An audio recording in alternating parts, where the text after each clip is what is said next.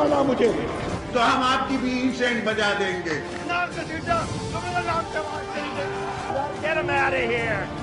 पाकिस्तान को इंशाल्लाह कुछ नहीं हो सकता। पाकिस्तान जिंदाबाद, पाकिस्तान जिंदाबाद।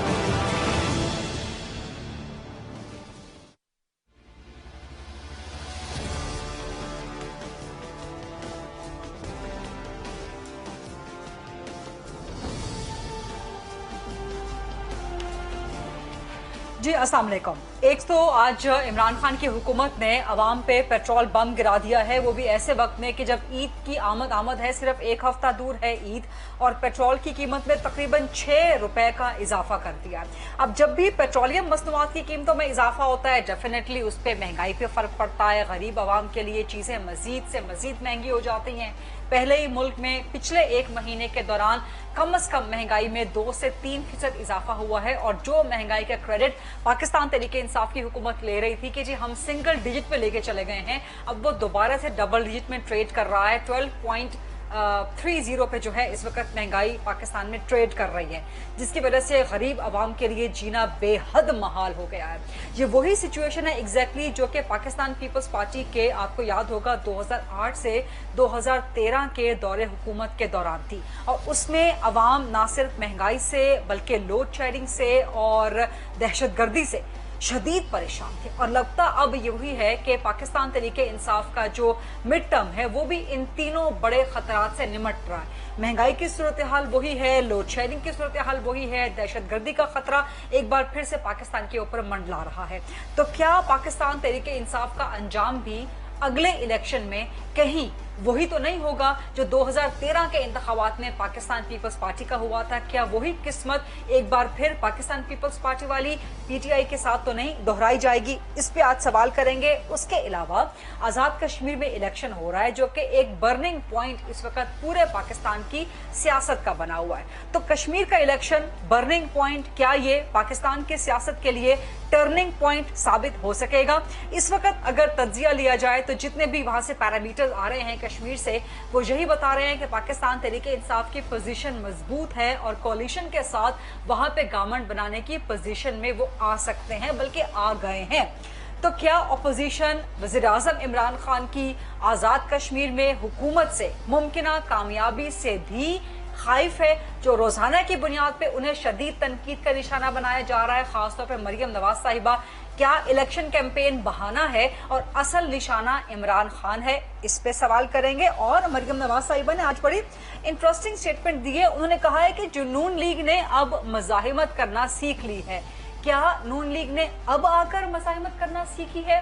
क्या नून लीग वाकई अब आकर मज़ाहिमत की जमात बन गई है? क्या वाकई नून लीग में मज़ाहिमत आगे चल रही है? मुफाहिमत कहाँ गई है? और जब मुफाहिमत की बात हो रही है तो इलेक्शन कैंपेन में कहा गया था कि शहबाज शरीफ भी हिस्सा लेंगे, लेकिन शहबाज शरीफ कहीं नजर नहीं आ रहे। तो क्या वजह है कि शहबाज शरीफ बिल्कुल गैर हाजिर हैं, जारहाना सियासत है, और मरियम नवाज इन हैं आज़ाद कश्मीर की इलेक्शन कैंपेन में, और शहबाज शरीफ यहाँ से आउट हैं? इन सारे मामलात पे, इन सारे सवालात के जवाब लेने की कोशिश करेंगे, और फिर आखिर में अफगानिस्तान के इशू को भी कुछ डिस्कस करेंगे। आज मेरे पास बहुत ज़बरदस्त पैनल, बहुत बेहतरीन मेहमान मौजूद हैं। तीनों सीनियर सहाफ़ी हैं, सीनियर तज्जियाकार हैं। सबसे पहले मजहर अब्बास साहब मुझे ज्वाइन कर रहे हैं कराची से, सीनियर सहाफ़ी तज्जियाकार, इनके तज्जिया आप सुनते रहते हैं। नज़ीर लखारी साहब सीनियर सहाफ़ी हैं, तज्जियाकार हैं, मुझे ज्वाइन कर रहे हैं स्काइप पे। और अमीर अब्बास साहब सीनियर सहाफ़ी हैं, तज्जियाकार हैं, बोल न्यूज़ पे अपना प्रोग्राम भी करते हैं, वो भी मुझे ज्वाइन कर रहे हैं। मजहर अब्बास साहब, पेट्रोल की कीमत में इजाफा, एक बार फिर महंगाई में मजीद इजाफा, पहले ही 12.5% पे महंगाई जो है वो इस वक्त चल रही है। क्या वजीर आजम इमरान खान इस तरह अवाम के लिए महंगाई में कमी लाएंगे? और जब भी वजीर आजम कहते हैं कि जी अब अच्छा वक्त आने वाला है, तो अवाम के लिए मजीद बुरा वक्त आ जाता है। और हम देख रहे हैं पिछले 3 साल से इसी महंगाई के साथ, इसी मईशत के साथ इमरान खान की हुकूमत सरवाइव कर रही है। तो मुश्किलात तो नहीं होंगी या मुश्किलात बढ़ेंगी इमरान खान साहब के लिए गवर्नेंस की? देखिए, पेट्रोल की प्राइसेस का जहां तक ताल्लुक है, इमरान खान नहीं होते, शायद कोई और गवर्नमेंट होती, वो भी पेट्रोल की प्राइसेस बढ़ाती है। पेट्रोल की प्राइसेस तो बढ़ती हैं, इंटरनेशनल मार्केट से लिंक होती हैं। प्रॉब्लम यहाँ ये होती है कि जब वहाँ इंटरनेशनली पेट्रोल की प्राइसेस नीचे आती हैं तो हमारी प्राइसेस नीचे नहीं आती। तो पेट्रोल की प्राइसेस के बढ़ने का फिनोमेना तो दूसरा है, लेकिन प्रॉब्लम कहाँ आती है? प्रॉब्लम आती है गवर्नेंस की। पेट्रोल की प्राइसेस से कौन सी चीजें अफेक्ट होती हैं, लेकिन हमें उसके साथ लगता है कि जो दीगर चीजें हैं वो भी महंगी कर दी जाती हैं। यानी जिसको कोई पूछता नहीं है कि वो ये कीमत क्यों बढ़ गई। यानी फॉर इंस्टेंस दवाओं की कीमतों में इजाफा, शक्कर की कीमतों में इजाफा, आटे की कीमत में इजाफा, उसका पेट्रोल की प्राइसेस से उस तरीके से ताल्लुक नहीं होना चाहिए। लेकिन चूंकि गवर्नेंस के फेलियर्स हैं, ये एडमिनिस्ट्रेटिव फेलियर्स हैं, मैं हमेशा से इस बात को आर्ग्यू करता रहा हूं कि जो महंगाई पाकिस्तान में होती है उसका बहुत ज्यादा ताल्लुक एडमिनिस्ट्रेटिव फेलियर से है। हमारे जितने भी फूड इंस्पेक्टर्स वगैरह होते हैं, दे आर हाईली करप्ट। उनको मतलब कि वो प्राइसेस रखते हैं, आपके लिए वो लिस्ट एक लगा देते हैं, ना कोई उस लिस्ट के मुताबिक पैसे देता है, ना उनसे आके कोई पूछता है। इसी तरह आप दीगर चीजों में चले जाएं, आप चिकन की प्राइसेस ले लें, आप सब्जियों की ले लें, कहीं भी ये नहीं होता। तो ये गवर्नेंस फेलियर्स हैं। पेट्रोल का ताल्लुक बिल्कुल मुख्तलिफ है। इंटरनेशनल मार्केट्स में पेट्रोल की प्राइसेस ऊपर जाएगी तो आपके यहाँ जानी ऊपर है, किस हद तक जाती है वो एक अलग बात है। तो अगर जहाँ ज़ाहिर वक्त की अपोजिशन है, इमरान खान माजी में, जो आज अपोजिशन इमरान खान को तनकीद का निशाना बना रही है, यही इमरान खान माजी में पीपल्स पार्टी और नून लीग को तनकीद का निशाना बनाते थे। तो ये तो एक चीज होती है। तो बेसिकली हमारे यहाँ गवर्नेंस के मामला दुरुस्त नहीं हुए हैं, वो खराब हो रहे हैं, और यही चीज इमरान खान के लिए बहुत बड़ा आगे चल के चैलेंज बन सकती है। यही मेरा सवाल था मजहर अब्बास साहब, यही मेरा सवाल था कि पिछले 3 साल से सब कह रहे हैं कि इमरान खान की हुकूमत बहुत मुश्किल में है, चैलेंजेस बहुत ज्यादा हैं, लेकिन आफ्टर ऑल सर्वाइव कर रहे हैं at the end of the day. तो इसी तरह सर्वाइव करते रहेंगे, चॉइस और नहीं है। नहीं, सर्वाइव करना तो कोई मसला नहीं है। आपकी इमरान खान की जो खुशकिस्मती है वो पाकिस्तान की ऑपोजिशन है। Very well sir. जो ऑपोजिशन है वो इतनी नाकारा नजर आती है कि वो उसकी वजह से बाय डिफॉल्ट भी इमरान खान को फायदा हो रहा है। लेकिन उसके बावजूद भी नून लीग का जो वोट बैंक है वो अपनी जगह इमरान खान साहब के लिए एक बड़ी प्रॉब्लम है, पीटीआई के लिए एक बड़ी प्रॉब्लम है, और शायद इसी वजह से, वरना तो आपको याद होगा कि मोनी सलाई की वो शक्ल देखना बर्दाश्त नहीं करते थे, बकौल मोनी सलाई। और आज मोनी सलाई उनकी कैबिनेट के फेडरल मिनिस्टर बन गए हैं। चौधरी से जो उनके ताल्लुकात बिल्कुल यही तब्दीली है, यू टर्न अजीम कायद लेता है। ये वो हीट है नून की जो कि इमरान खान को और पीटीआई को हिट कर रही है पंजाब में खासतौर पर। राइट। लेकिन इसी हीट वेव पे, जो कि वोट बैंक की हीट वेव है, आजाद कश्मीर में तो लग रहा है कि बड़ी स्मूथली, बड़ी आसानी के साथ पीटीआई गवर्नमेंट बना लेगी। बट मजहर साहब, आजाद कश्मीर के इलेक्शन पे बाद में बात करते हैं। नजीर अखारी साहब, आपको याद होगा पाकिस्तान पीपल्स पार्टी के मिड टर्म में इसी तरह से 2009, 2010, 2011 में एग्जैक्टली यही सिचुएशन थी। महंगाई बहुत ज्यादा बढ़ गई थी, लोड शेयरिंग बहुत ज्यादा हो रही थी, और दहशतगर्दी तो बिल्कुल आसमान को छू रही थी पाकिस्तान में। तो आपको लगता है कि पाकिस्तान तरीके इंसाफ की इस हुकूमत का भी अंजाम खुदा ना खास्ता पाकिस्तान पीपल्स पार्टी वाली 2008 वाली हुकूमत की तरह का होने जा रहा है? लोड शेयरिंग आपके सामने है, महंगाई आपके सामने है, दहशतगर्दी के खतरात सब आपके सामने। देखिए, यहाँ एक तो बड़ी अहम बात की मजहर अब्बास साहब ने, लेकिन मैं और चीज को देखता हूँ। मैं ये देखता हूँ कि अपोजिशन अहल है ना अहल है, इस पर बहस नहीं है। ताकत के मराकज इमरान खान के साथ हैं तो इमरान खान को कोई खतरा नहीं है, क्योंकि शायद वो उनकी ख्वाहिशात को, उनकी आरज़ू को, उनकी उमंगों को, उनके फरमुदात को वो पूरा कर पा रहे हैं, तभी शायद उनके लिए कोई मसला नहीं है। अचानक ये जो पनामा का इशू सामने आया था तो एक नवाज शरीफ का नाम नहीं था, 400 नाम थे, और सियासतदानों के भी नाम थे और गैर सियासतदानों के भी थे, मीडिया पर्सन्स के भी थे, लेकिन जाहिर है सबसे ज्यादा नवाज शरीफ उसमें, अगरचे नवाज शरीफ के बच्चों के नाम थे और नवाज शरीफ का शायद नाम नहीं था।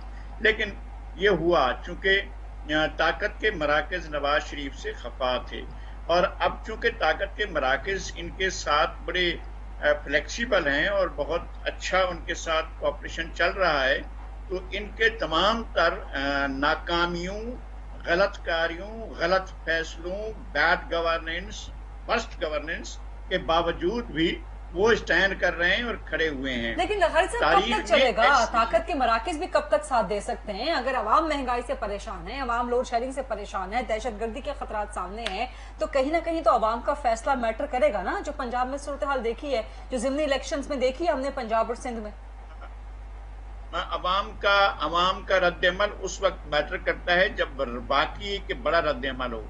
बड़ा रद्द-ए-अमल ना तो पीपल्स पार्टी ने दिया है और ना वो देने की पोजीशन में है। बड़ा रद्द-ए-अमल PMLN ने नहीं दिया और ना वो इस पोजीशन में। अगर पोजीशन में हो भी तब भी ग्राउंड जो है वो उसके हुकूमत के खिलाफ है। ग्राउंड जो है वो इनकी हालात की नब्ज पर हाथ नहीं है। जो सियासी जमातें हैं वो इस सारी सूरत हाल को नहीं समझ रही हैं कि अवाम किन मसाइल से दो चार हैं, किन परेशानियों से दो चार हैं, किन दुखों से दो चार हैं। अवाम किस चीज के लिए तड़प रहे हैं, तरस रहे हैं, लेकिन न तो हुकूमत इस पर तवज्जो दे रही है, ना अपोजिशन इस पर तवज्जो दे रही है। ये ठीक है कि एक एज है उनको कि अपोजिशन उस पोजीशन में नहीं है, लेकिन एक वक्त होता है कि जब हर चीज इनफ इज इनफ हो जाता है तो फिर मासेस निकलते हैं। और वो मौका एक ही आया था जो 60s का था, और जो 80s का मौका आया था हमारे भी नया तो नहीं है। हम एक वक्त गुजार चुके थे जब MRD की मूवमेंट में लोगों ने जिस रद्द-ए-अमल का इजहार किया था, एक एक गांव में जो है एक एक दिन में 50-50 से ज्यादा लाशें उठ रही थी, तब एक आया था, लेकिन उसको बड़ी बेरहमी से उसको दबा दिया गया था। और पंजाब में भी 48,000 लोग गिरफ्तार हुए थे और बेशुमार लोगों को कोड़े लगाए गए थे। ये सब कुछ हुआ था और किसी सेगमेंट को नहीं छोड़ा गया था। खवातीन को भी लगाए गए थे, मर्दों को भी लगाए गए थे, सियासी कारकुनों को भी लगाए गए थे, सहाफियों को भी लगाए गए थे। कोड़े वो जो है उनमें सब में मसावत रखी गई थी कोड़े मारने के मसले पर। तो वो दबा दिया गया था और 60s में दबाया नहीं जा सका था और मासे दोनों बाजुओं के उठकर आ गए थे। ईस्ट पाकिस्तान में भी हुकूमत के खिलाफ और वेस्ट पाकिस्तान में भी हुकूमत के खिलाफ थे। लेकिन इनको अब तक वो पोजीशन नहीं आई है कि जो ताकत के मराकज हैं उनका साथ छोड़ दें। सरदस्त इंटरनेशनल मसाइल भी हैं, बड़े बड़े मसाइल सामने आ रहे हैं। अभी जाहिर है आपका अफगान मसला सर पर खड़ा हुआ है। एक बहुत शदीद खदशात हैं कि पाकिस्तान इन सारे मसाइल से जो आपने दहशतगर्दी को याद दिलाया है, तो वो दहशतगर्दी खुदा ना करे कि दोबारा लौट आए। और वो हमने वो दहशतगर्दी का दौर आपने भी हमने भी हम जितने भी हम सबने देखा है कि एक बदतरीन दौर था दहशतगर्दी का, जिससे हम निकल आए हैं। और अगर अफगान इशू जो है उसमें उसे डील करने में हम कमजोरी दिखाते हैं, हम गलत फैसले करते हैं, तो फिर हमारे लिए मुश्किलात बढ़ जाएंगी। अफगान इशू पे नजीर अगारी साहब, अफगान इशू पे तफसील से आगे चल के बात करेंगे। फिलहाल तो हम ये महंगाई और गवर्नेंस के सवाल कर रहे हैं। अमीर अब्बास साहब, 3 साल पाकिस्तान तहरीक इंसाफ इमरान खान की हुकूमत अपने ऑलमोस्ट मुकम्मल कर चुकी है। अगले महीने 18 अगस्त को मुकम्मल कर लेंगे। चौथे साल में दाखिल हो रहे हैं। अभी भी महंगाई पे काबू नहीं पा रहे, अभी भी इनकी कोई मुआशी समत नहीं है, अभी भी ये महंगाई में मजीद इजाफा करके मुआशी तरक्की हासिल करना चाहते हैं। नए वजीर खजाना भी कुछ खास डिलीवर नहीं कर पा रहे हैं, सिवाय इसके कि चीजों की कीमतें बढ़ रही हैं। तो क्या वजह है कि मतलब they don't care, the government does not care at all, या इनको भी एहसास है कि चॉइस और कोई नहीं है? बहुत ही बड़ा सब्सटेंशियल सवाल है आपका। और जैसे वज़ीर अब्बास साहब ने पहले फरमाया कि बेसिकली जो महंगाई है उसका ताल्लुक गवर्नेंस के साथ, महंगाई का ताल्लुक जो है वो आपके रियासती इदारे जो मुख्तलिफ अवामी मामलात को देखते हैं उन इदारों की कारकर्दगी के साथ एक बड़ा अजीब मजाक इन्होंने बना रखा है। यानी जब पेट्रोलियम प्राइसेस की कीमतें हर 15 दिन के बाद फ्लक्चुएट करती हैं तो हमें क्या कहा जाता है कि ओगरा ने तो 10 रुपए की रिकमेंडेशन भेजी थी, इमरान खान साहब को बड़ा एहसान करके 5 रुपए कर दिए। मुझे तो लगता है कि ये करने ही 5 होते हैं, जानबूझ के उसको 10 बनाकर कौम के सामने रखा जाता है। यदि ओगरा तो 10 बढ़वाना चाह रही थी, लेकिन इमरान खान साहब बड़े ही रहम दिल हुक्मरान हैं, तो वो तो जो है ना वो हर दफा 4-5 रुपए की कटौती कर देते हैं। तो एक तो ये बड़ा अजीब सा मजाक है। इन्होंने जितने बढ़ाने होते हैं उतने ही बढ़ाने होते हैं, और ये ओगरा के साथ मेरा ख्याल है इनकी अपनी कोई साजबाज है। अच्छा, आप एक दफा तो ये मंजर बेच सकते हैं कौम के सामने, 2 दफा मंजर बेच सकते हैं, अब हर 15 दिन के बाद तो ये मंजर नहीं बचेंगे ना। यदि हम अगर तो 20 रुपए बढ़ाना चाहता था, देखिए हमने तो 10 रुपए बढ़ाए, हमने तो बड़ी फेवर की है। तो मेरा ख्याल है ये एक अजीब बात है। अच्छा, दूसरा इसमें यह है खरीदा साहिबा, आपके साथ दो बड़ी मोतबर शख्सियात मौजूद है, आप जरा वापस जाएं और आपके व्यूअर्स को मैं वापस ले जाता हूँ आज से 10-15 साल पीछे। इमरान खान साहब का जो मंशूर था, उस मंशूर में ये बात शामिल थी कि हम इनडायरेक्ट टैक्सेस को कम करेंगे और हम डायरेक्ट टैक्सेस को बढ़ाएंगे। और इमरान खान साहब स्कैंडिनेवियन कंट्रीज की मिसाल देते थे जहां डायरेक्ट और इनडायरेक्ट टैक्सेस की जो शरह है वो 70-30 है, यानी वहां 70% डायरेक्ट टैक्सेस लिए जाते हैं और 30% इनडायरेक्ट टैक्सेस। पाकिस्तान में 70% इनडायरेक्ट है और 30% डायरेक्ट टैक्सेस है। अब ये जो पेट्रोलियम, हमारा सवाल ये नहीं है हम इमरान खान साहब को इसमें माफ करते हैं कि उन्होंने पेट्रोलियम प्रोडक्ट्स महंगी कर दी। हमारा सवाल ये है कि पेट्रोलियम प्रोडक्ट्स पर जो इनडायरेक्ट टैक्सेस लिए जाते हैं, जो मुख्तलिफ तरह के जीएसटी, पेट्रोलियम लेवी, फलाना ढमकाना, ये जो टैक्सेस है ये इनडायरेक्ट टैक्सेस की मद में आते हैं। और इमरान खान साहब का वादा ये था कि वो इन इनडायरेक्ट टैक्सेस को कम करेंगे, वो इनको 70 से 30 लाएंगे और 30% जो डायरेक्ट टैक्स है उसको 70% लेके जाएंगे और 40 रुपए पे ऑयल और 40 रुपए पे पेट्रोल बेचेंगे। ये असद उमर साहब का वादा था। जी जी बिल्कुल ऐसे ही है। तो अब वो तो माशाल्लाह 140 की दौड़ पे चल रहे हैं, आप 40 पे करवाना चाहती है। हम तो कहते हैं कि वो 100 रुपए भी बेचने बड़ी बात है, इसको कम से कम बार बार फ्लक्चुएट ना किया करें। तो पेट्रोलियम, अच्छा दिलचस्प बात ये है, ये आपके देखने वालों को पता लगना चाहिए।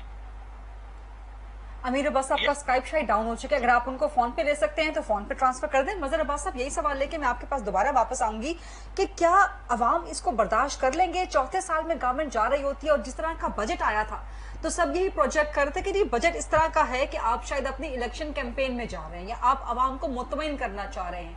अपोजिशन शोर मचा रही थी कि नहीं, इस बजट के बाद असल महंगाई का तूफान आएगा, और वो हमने देखा।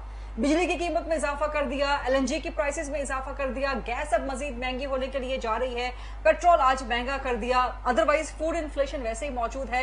तो ये चौथे साल में क्या ये सब चीजें इस गवर्नमेंट को जेब देती हैं? देखिए गरीबा, जेब दे या नहीं दे, मुझे ये बताएं कि महंगाई के खिलाफ क्या प्रोटेस्ट हो रहा है? पिछले 3 साल में महंगाई के खिलाफ कौन सा एहतजाज हुआ है? किसी एक सियासी जमात का बताएं। पीडीएम ने किए तो ना, पीडीएम ने जलसे किए तो क्या? पीडीएम ने महंगाई के खिलाफ तो नहीं किए थे ना? नहीं, जलसे जुलूस में उन्होंने महंगाई के खिलाफ बात तो की। नहीं, क्या हुआ? तो उसके बाद महंगाई का कंट्रोल हो गई, जो जलसे जुलूस खत्म हो गए। देखिए, महंगाई के खिलाफ जब एक जमाने में एहतजाज होता था तो आप डेमोन्स्ट्रेशंस करते थे, प्रोटेस्ट करते थे, ये थोड़ी कि आपने जलसे कर लिए। और फिर जनरली पब्लिक का रिएक्शन क्या होता है? मुझे टू बी वेरी मतलब मुझे ये कहना नहीं चाहिए, लेकिन मुझे लगता ये है कि जैसे अवाम जो है वो इनडिफरेंट हो गए हैं। उन्हें क्योंकि कोई भी आता है उनके सामने तो वो ये कहते हैं कि यार ये तो अपनी सियासत चमकाने आए हैं। तो उन्होंने कबूल कर लिया है, हर हुक्मरान को उन्होंने कबूल कर लिया है, हर महंगाई को। ज्यादा वो काम करने वाला होता है वो उसकी वो। तो आप कहना चाह रहे हैं कि इस प्रोजेक्शन के साथ पाकिस्तान तरीके इंसाफ इमरान खान 2023 में वोट मांगने में कामयाब हो सकते हैं? देखिए इमरान खान किस बुनियाद पे? देखिए, इमरान खान की जो कुछ पॉलिसीज हैं उसका फायदा हुआ है लोगों को, जैसे सेहत कार्ड है या हेल्थ, इस तरह के हेल्थ कार्ड हैं या दूसरे इस तरह की जो प्रोजेक्ट वो हैं, उसमें जिसमें उनको 8 लाख 10 लाख इस तरह की इंश्योरेंस मिल रही है। उसका शायद हमें अभी इस चीज का एहसास नहीं हो रहा, लेकिन ऐसे प्रोग्राम्स का, जैसे बेनजीर इनकम सपोर्ट प्रोग्राम था, ऐसे प्रोग्राम का फायदा होता है। लेकिन चीज ये है कि अगर अगले 2 साल में महंगाई का जो परसेंटेज है वो कोई, जैसे दवाओं की परसेंटेज अगर आज पिछले 3 साल में 250-300% बढ़ी है, अगर मजीद बढ़ती है तो दवाएं लेना इवन एक मिडिल क्लास के लिए मुश्किल हो जाएगा। लेकिन क्या मैं रिएक्ट करता हूँ? क्या मैं सब्जी वाले की दुकान पे जाकर रिएक्ट करता हूँ? क्या मैं सवालात उठाता हूँ? नहीं उठाते। लोगों के अंदर अब वो या तो सकत नहीं रही या लोग इनडिफरेंट हो गए। That's a very important point, मजहर अब्बास साहब। अमीर अब्बास साहब का स्काइप कनेक्शन क्या बेहतर हो चुका है? अगर नहीं बेहतर तो प्लीज फोन लाइन पे ट्रांसफर कर लीजिए। एक छोटी सी ब्रेक का वक्त हुआ है, अमीर अब्बास साहब से उनका जवाब मुकम्मल लेंगे और नजीर लखारी साहब से भी पूछेंगे, और ब्रेक के बाद वापस आएंगे तो ये भी सवाल करेंगे। मरियम नवाज ने कहा कि जो नून लीग ने अब मज़ाहिमत करना सीख ली है। क्या वाकई नून लीग ने अब मज़ाहिमत करना सीख लिया है? ये भी सवाल करेंगे एक छोटे से ब्रेक के बाद।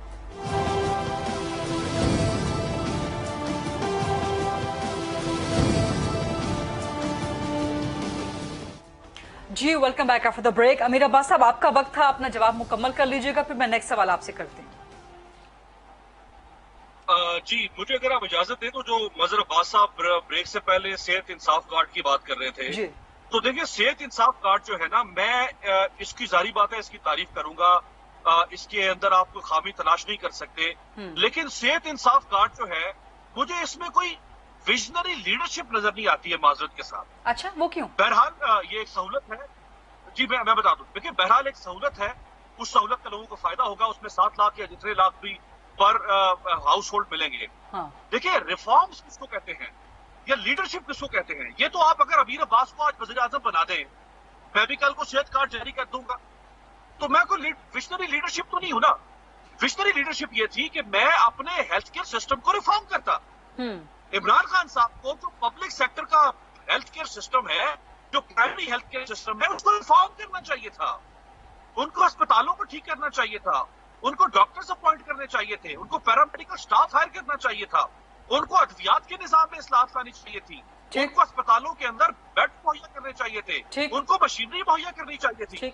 ये कौन सी बात हुई कि मैं आपको हेल्थ कार्ड दे दूं, कहूं जाओ भाई ये 7 लाख रुपए ले लो, जाओ किसी भी प्राइवेट अस्पताल से अपना इलाज करवा लो। ये काम तो नवाज शरीफ भी कर सकता था, ये काम आसिफ जरदारी भी कर सकता था, तो फिर हमें इमरान खान को लाने की जरूरत क्यों पड़ी?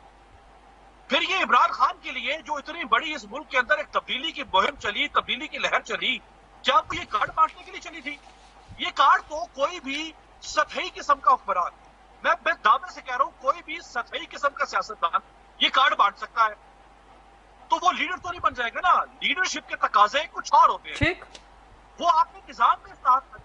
अच्छा, कल को एजुकेशन सेक्टर जो है गरीदा साहिबा, फर्ज करें इमरान खान साहब कल को, जैसे उन्होंने सेहत कार्ड दिया, कल को वो एक तालीमी कार्ड दे देते हैं, कहते हैं ये पकड़ो और जाके अपने बच्चों को उसमें पढ़ाओ, सिटी स्कूल में पढ़ाओ, लम्स में पढ़ाओ, और सरकारी स्कूल बेड़ा गर्क हो जाए, उनके अंदर गधे और उनके अंदर जो है वो जानवर बंधे हो। तो इसलिए इमरान खान को लाया गया था। आपने सिस्टम को रिवैम्प करना था।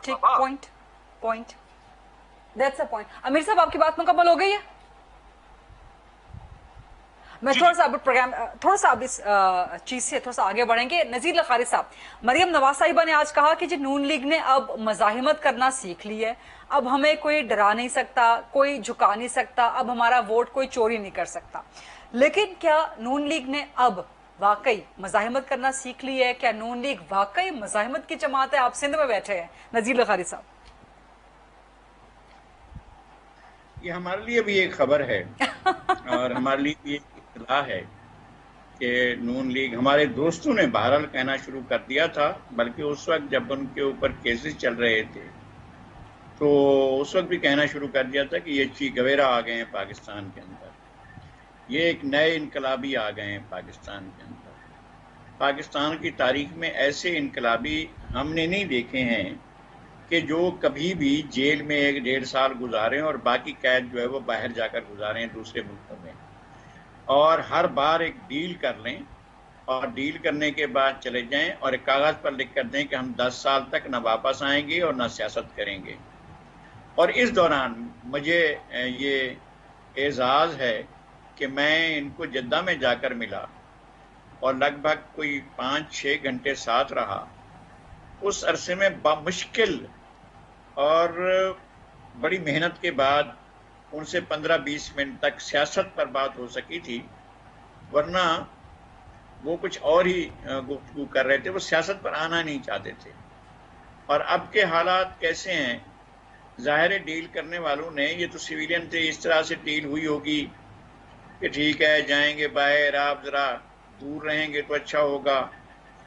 तो बहरहाल अब दोबारा भी चले गए हैं। जब इस सारे संगीन बहरान में, जब लोग मुश्किलात का शिकार हैं, लोग तकलीफ का शिकार हैं और लोग तारीख की बदतरीन गवर्नेंस का शिकार हैं। अब बुरी हुकूमतें पाकिस्तान में बहुत आई हैं, एक से बढ़कर एक होती है, लेकिन इस हुकूमत के सारे तजर्बाकार जो अहलकार हैं वो पिछले तमाम लोगों को मात कर देते हैं। ऐसे दौर में तो किसी भी बड़े सियासतदान का ये काम होता है कि वो अपने लोगों के साथ होता है। जेल में रहना होता है तो रहते हैं लोग भी। ये समझौते करना तो बहुत से लोगों के लिए रास्ते खुले हुए थे। सोहरावर्दी समझौता कर सकते थे और जो लोग मुजाहमत करते रहे वो समझौता कर सकते थे। वली खान ने जेल काटी, वली खान समझौता कर सकते थे। बिजंजो समझौता कर सकते थे। भुट्टो साहब समझौता कर सकते थे। उनके लिए रास्ते खुले हुए थे। सियासत को छोड़ देने का ऐलान करते वो यहां तक भी लोग कहते हैं कि जनाब उनको तो यूनाइटेड नेशन का सेक्रेटरी जनरल बनाने के लिए भी लोग आमादा थे कि भाई पाकिस्तान की सियासत छोड़ दो। उन्होंने कहा नहीं छोड़ूंगा भाई, मैं फांसी के फंदे को गले लगाऊंगा। लगाया उन्होंने, सबके सामने लगाया। हम गवाह हैं उस सारे अमल के जो होता रहा। तो मियां नवाज शरीफ मुजाहमत के बहुत बड़े मुजाहमतकार हैं। उन्होंने तारीख में मुजाहमत ही मुजाहमत की है। मुझे इस लफ्ज के मैनी बदलने पड़ेंगे और मुजाहमत की इस्तिलाह को कुछ और करना पड़ेगा। ये लफ्ज किसी और मैनू में इस्तेमाल करना पड़ेगा। अगर मुजाहमत का मतलब मुजाहमत है तो फिर कोई और लफ्ज तलाश करना पड़ेगा। ना मुस्लिम लीग नून मुजाहमत की पार्टी है, ना मियां नवाज शरीफ मुजाहमत की। और जो बीवी कह रही हैं उनकी मुजाहमत भी कमाल की होती है। 6 महीने चुप कर जाती हैं, अचानक फिर उनका ट्विटर बोलता है, फिर वो खुद बोलती हैं। और फिर 6 महीने चुप कर जाती हैं, फिर अचानक उनका ट्विटर बात करता है, फिर वो खुद बात करती हैं। तो ये मुझे नहीं ख्याल है, मैं नहीं समझता हूं कि कोई मुजाहमतकार पार्टी बन गई है। अब कोई इनकलाब आ रहा है और पाकिस्तान में एक नए दौर का आगाज हो रहा है। हम तो तरस गए हैं। और मेरा ख्याल है कि हम शायद मैं अपनी हद तक कहता हूं कि हमने जिंदगी का जो बेहतरीन वक्त गुजारना था वो गुजार लिया।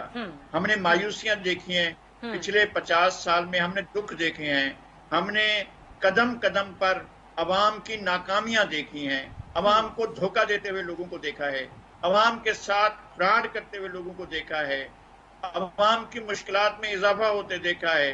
लोगों को एक लम्हे का भी सुकून नहीं मिला। आप कोई ऐसा नहीं कह सकते हैं कि जनाब ये दौर जो आ गया था, ये दौर तो बस गोल्डन एज था। हाँ, गोल्डन एज इसलिए हासिल था कि सियासी शौर भुट्टो साहब के दौर में आया था लोगों में और उसको तोड़ दिया गया था, उसको मिलियामेट कर दिया गया था मार्शल्लाह के हाथों। और चारों मार्शल्लाह अपनी अलामात की वजह से खत्म हुए, अपने अंदरूनी बहरानों की वजह से खत्म हुए। मासस ने भी एक हद तक काम किया, लेकिन उनके दाखिली तजादलात थे। अयूब खान को याह्या खान ने हटाया, याह्या खान को किसी और खान ने हटाया, जियाउल हक को भी हटा दिया गया, मुशर्रफ भी हटा दिए गए। लेकिन इनके दाखिली आवाम हासिल की। अवाम ने वो कभी ऐसी कामयाबी हासिल नहीं की जिसको कहा जाए कि अवाम की लीडरशिप और अवाम एक पेज पर थे और उन्होंने कामयाबी हासिल की। मैं मुजाहमतकार नहीं समझता। बिल्कुल दुरुस्त। मजहर अब्बास साहब, ये सवाल लेके आपके पास आऊंगी। नवाज शरीफ मुल्क से बाहर हैं, इलाज की खर्च से या जो भी मामलात है मुल्क से बाहर हैं, और मरियम नवाज यहाँ पे इलेक्शन कैंपेन में कहती हैं कि नून लीग ने अब मज़ाहिमत करना सीख ली है, अब नून लीग मज़ाहिमत की पार्टी है। आप एग्री करते हैं मजहर अब्बास साहब? जी, मैं इसका जवाब आपको देता हूँ। अमीर जो बात कह रहे थे, देखिए इसमें ये जो थी ना, ये इमरान खान विजनरी लीडर हैं या नहीं है, इमरान खान का विजन क्या है, वो एक सेपरेट डिबेट है। लेकिन हमने पिछले 15 सालों में देखा है कि ये जो इस तरह के पैकेजेस लाए जाते हैं ना, ये वल्नरेबल जो डेवलपमेंट का कॉन्सेप्ट है कि आपकी चीज नजर आए, ये उस तरफ जाते हैं। जो सॉलिड चीजें होती हैं वो हमने पिछले 15-20 साल में होती नहीं देखी। जैसे 70s में हमने देखी थी पाकिस्तान स्टील की बुनियाद रखना। अगर पाकिस्तान स्टील को सही मानों में चलाया जाता तो उससे बड़ी डेवलपमेंट होती। पासपोर्ट को आम कर देना, कि पासपोर्ट को आम कर दिया। रोटी कपड़ा मकान का जो कॉन्सेप्ट था वो ये नहीं था कि रोटी कपड़ा मकान गवर्नमेंट देगी, जराए पैदा करना। तो जराए यही पैदा किए कि जी दुबई चले जाएं, लोग दुबई गए, लोगों ने नौकरियां की। लेकिन हमने बाद के आने वालों में देखा, जैसे येलो कैब स्कीम थी नवाज शरीफ, या लैपटॉप स्कीम थी, जैसे लैपटॉप की तो फिर डिफरेंट है। लेकिन येलो कैब स्कीम में नौजवानों को जरूर एक तब्दीली जरूर आई। अगर उसका प्रॉपर सिस्टम इवॉल्व किया जाता तो येलो कैब स्कीम बुरी स्कीम नहीं थी, लेकिन उसका मिसयूज हुआ। इसी तरीके से ये जो बेनजीर इनकम सपोर्ट प्रोग्राम है, आप किसी को कैश दे देते हैं, चले उसका गुजारा हो जाता है। लेकिन अगर आप उसको मशीन दें, इंडस्ट्रीज लगाएं, उसमें नौकरियां दें, वो होता है सॉलिड काम। ये जो है हेल्थ इंश्योरेंस कोई बुरी चीज नहीं है, वैसे तो पूरे कौम की हेल्थ इंश्योरेंस होनी चाहिए, उसमें कोई नहीं, लेकिन प्रायोरिटीज की बात है कि प्रायोरिटी आपकी क्या है।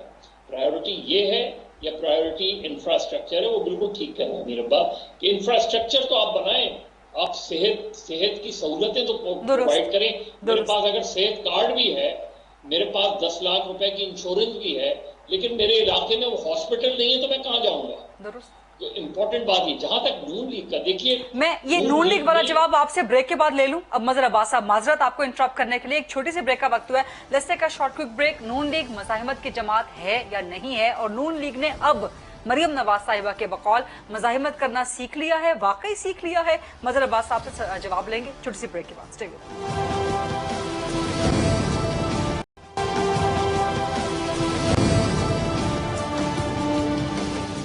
जी welcome back after the break. Mazhar Abbas साहब, नून लीग ने अब मज़ाहिमत करना सीख लिया है, क्या वाकई? देखिए, जो जमात मज़ाहिमत करती थी उसने मफाहमत कर ली, मफाहमत से मसलहत की तरफ आ गई। नून लीग को ये क्रेडिट मैं जरूर दूंगा कि मुस्लिम लीग का जो मिजाज था, उस मिजाज में यकीनन तब्दीली आई है। यानी मुस्लिम लीग को हम रातों रात तब्दील होते देख चुके हैं कि 90s में पंजाब असेंबली रातों रात तब्दील हो गई, पूरी पंजाब असेंबली एक साइड से उठ के दूसरी तरफ चली गई मुस्लिम लीग। तो ये मिजाज मुस्लिम लीग का रहा है।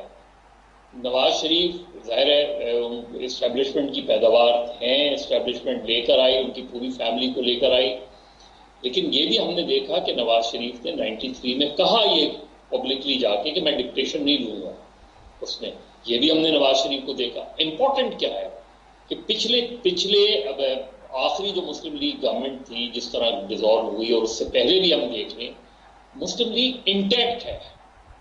मुस्लिम लीग जो है वो 2002 में परवेज मुशर्रफ ने तोड़ी, और उन्होंने क्यों बनाई, उसके बाद हमने मुस्लिम लीग में वो फैक्शंस नहीं देखे। होंगे, दो पॉइंट ऑफ व्यू हैं, सब कुछ है, लेकिन वो जो फैक्शंस थे जो बनाए जाते थे, स्प्लिट होती थी, वो ताहाल इंटैक्ट मुस्लिम लीग नून नजर आती है। वो ताहाल मुस्लिम लीग नून इतनी हार्ड लाइन लेके पंजाब में खड़े होके ये बातें करना आसान नहीं है, और उसके बाद बाई इलेक्शंस भी जीतना, उसके बाद खड़े भी रहना, केसेस भी भुगतना, जो जाना भी। मैं नवाज शरीफ साहब की इस बात से, मैं नवाज शरीफ का आपको ना पहले नजरियाती मानता था ना अब नजरियाती मानता हूं। मुझे मज़ाहिमत की मुस्लिम लीग नून में जब उनका टेस्ट होगा तो पता चल जाएगा कि किस हद तक मज़ाहिमत कर सकते हैं, लेकिन इस मुस्लिम लीग को हम 1988 की मुस्लिम लीग नहीं समझेंगे। ये मुस्लिम लीग ने इम्प्रूव जरूर किया है। इसने वो बातें की हैं जो इससे पहले मुस्लिम लीग के लोगों से हम सुनते नहीं थे। तो इस हद तक तो तब्दीली में जरूर मुस्लिम लीग नून में आई है। लेकिन आप समझते हैं कि बुनियादी तौर पे, उसूली तौर पे, नजरियाती तौर पे मज़ाहिमत की जमात कम से कम नून लीग नहीं कहलवाई जा सकती? नहीं, बहुत मुश्किल है उनके लिए, मज़ाहिमत करना बहुत मुश्किल है। पंजाब का ये मिजाज उस तरह का नहीं है जो मुस्लिम लीग का सपोर्टर और वोटर है। लेकिन जो ज़िमनी इलेक्शंस की आप भी बात कर रहे हैं मजहर अब्बास साहब, वो तो फिर इस बात की क्या दलील नहीं है कि जो नवाज और मरियम का बयानिया है हालिया, जो कि आप भी एडमिट कर रहे हैं कि तब्दील हुआ है, वो उसी पर वोट बैंक मिला है? क्या आप उसको मज़ाहिमत का बयान? बिल्कुल। आप आजाद कश्मीर में जो मरियम नवाज की तकरीरें हैं, तकरीर तो अपनी जगह है, लेकिन क्राउड कितना रिस्पॉन्सिव है, क्राउड में रिस्पॉन्स तो है ना, तो इसी तरह वो वोट देगा, वोट जरूर दे सकता है। वो जरूरी नहीं है, मुझे भी देखिए, आजाद कश्मीर के इलेक्शन में नॉर्मली वही पार्टी जीतती है जो इस्लामाबाद में हुकूमत सेंटर में गवर्नमेंट में होती है। ये कोई पहली मर्तबा नहीं है, हमेशा से होता रहा है, वो कोई सरप्राइज नहीं होगा। इंपॉर्टेंट ये है कि मुस्लिम लीग नून ने यहाँ बाई इलेक्शन में पीटीआई को हराया है, वो सिग्निफिकेंट है, और वो नवाज शरीफ का वोट है, नवाज शरीफ का वोट पड़ता है उसमें। अभी तक हो सकता है आगे 2 साल में क्या हो, लेकिन अभी तक उसमें कोई मेजर स्प्लिट नजर नहीं आया। ठीक है, अमीर अब्बास साहब, यही सवाल आपसे करूंगी। आपको लगता है कि नून लीग ने अब मज़ाहिमत करना वाकई सीख लिया है मरियम नवाज साहिबा के मुताबिक? देखिए, 2006 में वॉइस ऑफ अमेरिका ने एक इंटरव्यू किया नवाज शरीफ साहब का, जब वो पाकिस्तान से बाहर थे, और वो सहाफी अभी भी हयात हैं। वॉइस ऑफ अमेरिका के साथ बड़े अरसे तक वो रहे, फैज रहमान साहब, अभी भी अमेरिका में मौजूद हैं। उनको किसी दिन लेके प्रोग्राम में पूछिएगा। नवाज शरीफ साहब से उन्होंने सवाल किया कि अब आप चूंकि वापस पाकिस्तान जाने की तैयारी कर रहे हैं, तो जो लोग आपके साथ थे एक जमाने में, फिर वो छोड़कर परवेज मुशर्रफ के साथ शामिल हो गए, तो आप उनको शामिल करेंगे? तो नवाज शरीफ साहब के अल्फाज थे कि सवाल ही नहीं पैदा होता कि हम उन लोगों को अपने साथ शामिल करें। फिर क्या किया नवाज शरीफ ने? जैद हामिद को भी शामिल किया। जिस जैद हामिद ने नवाज शरीफ के खिलाफ कानूनी मुशगाफियां बुनी, अमीर मुकाम को भी शामिल किया। आज वो DGISI जिंदा है, मैं नाम नहीं ले रहा, वो DGISI जिंदा है, जिन्होंने मुझे खुद गुनहगार को बताया था कि किस तरह अमीर मुकाम उनके तलवे चाट के और जमाली साहब की काबीना में शामिल होना चाहता था, उनको शामिल किया। और एक पूरी फहरिस्त है उस परवेज मुशर्रफ डिक्टेटर के तलवे चाटने वालों की, जिनको नवाज शरीफ ने जमहूरियत का चैंपियन बनाकर और कौम पर मुसल्लत किया। अब चूंकि लगारी साहब ने एक लातीनी अमेरिका से मिसाल दी है, तो मैं भी जरा लातीनी अमेरिका से एक आपको मिसाल देता हूं। एक शख्स गुजरा, उसका नाम है फिडेल कास्ट्रो। उसने मुजामत की थी अमेरिका के इंपीरियलिज्म के खिलाफ। 624 असैसिनेशन अटेम्प्ट्स की है CIA ने फिडेल कास्ट्रो को दुनिया से मिटाने की। 624। वो झुका नहीं। तो मरियम नवाज साहिबा ने भी बताया ना, मरियम नवाज साहिबा ने भी बताया ना कि नवाज शरीफ को जेल में कत्ल करने की 2 बार कोशिश की गई। अब देखें ना, यानी वो उन्होंने तो यहां तक कहा था कि नवाज शरीफ को स्लो पॉइजनिंग की गई है। वो बाबा, वो कौन सी स्लो पॉइजनिंग है कि 1.5 साल में जिसका कोई इफेक्ट ही नजर नहीं आया, बल्कि मरीज हट्टा कट्टा सेहतमंद होकर इस वक्त लंदन की पुरफनाम माहौल में जो है वो घूमता फिरता नजर आ रहा है। वो स्लो पॉइजनिंग कहां गई? यानी 3 दफा का प्राइम मिनिस्टर, 2 दफा का चीफ मिनिस्टर, पाकिस्तान की सियासी तारीख का इतना कदवर नाम, तो बीमारी को ढाल बना के बाहर भाग जाए। यानी कोई शर्म की भी इंतहा होती है। आप साफ साफ कह दें भाई, आप ये कह दें कि नहीं हमें आपके अदालती निजाम पर एतमाद नहीं है, हम वापस नहीं आते। बिल्कुल ठीक है, 100 बिस्मिल्लाह। आपके यहाँ पोलिटिकल असाइलम लेना चाहते हैं क्योंकि आपके यहाँ विंडिक्टिव जस्टिस है, 100 बिस्मिल्लाह। आपके फौज हमें मिटाना चाहती है, 100 बिस्मिल्लाह। आप बीमारी की ढाल बना रहे, यानी आप इतने, ये है आपकी मुजामत किसे कहते हैं? जिस वक्त रूहुल्लाह खुमैनी को फ्रांस से जहाज में बैठ के और तेहरान के लिए उड़ना था, तो उनको एजेंसियों ने कहा कि जैसे ही आपका जहाज तेहरान की फजा में दाखिल होगा तो Shahpur Bakhtiyar prime minister order करेगा अपनी एयरफोर्स को कि खुमैनी के जहाज को हिट करके तबाह कर दिया जाए। उसने कहा मैं जाऊंगा। कहा तुम्हारे जहाज के अंदर बम नस्ब कर रहे हैं। कहा मैं जाऊंगा। रजा शाह पहलवी ने कोशिश की कि दुनिया की तमाम एयरलाइंस को उसने अप्रोच किया कि कोई भी एयरलाइन खुमैनी को जहाज मुहैया न करे। उसने कहा मैं जाऊंगा। तो बाबा, ये कौन सा मुजामती है जो वहां बैठा हुआ है? ठीक, आप बहुत कुछ मिसालें देके वाजे कर चुके हैं। हम अपना जवाब मिसालें देके वाजे कर चुके हैं। आप, मेरे पास टाइम खत्म हो चुका है, वरना हमने अफगानिस्तान के इशू को भी डिस्कस करना था। बहुत बहुत शुक्रिया। प्रोग्राम यहीं पे क्लोज करेंगे। नसीर लगारी साहब, मजहर अब्बास साहब, अमीर अब्बास साहब, तीनों सीनियर सहाफ़ी और तज्ज़ियाकारों का बहुत बहुत शुक्रिया। बहुत मजा आया। उम्मीद करते हैं कि आपके लिए भी डिबेट जो है एनलाइटनिंग होगी। इसमें से जो नतीजा अखज़ करना है वो सब आपके हवाले है। आज सी यू इंशाल्लाह कमिंग मंडे। अपना ख्याल रखिएगा। अल्लाह हाफ़िज़।